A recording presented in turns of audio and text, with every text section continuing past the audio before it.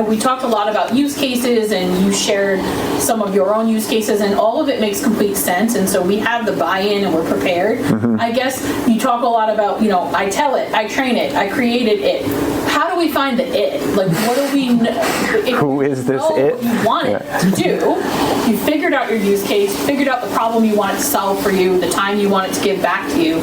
But how do you go about finding the right tool or building the right tool if it's determined that you need your own? Every AI model has its strengths and weaknesses.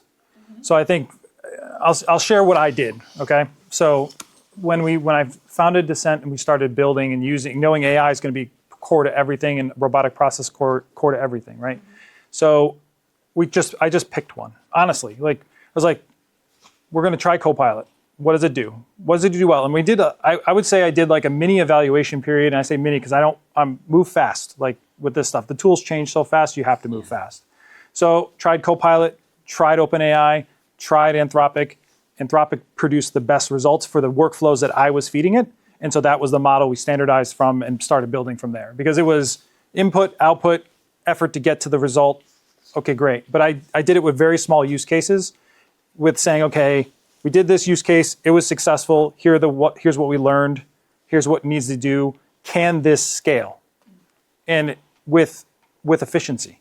And if the answer was no, or we don't believe so, let's try another tool. And just iterated through it very quickly. I think we got to Anthropic within like a few weeks of like taking that process on.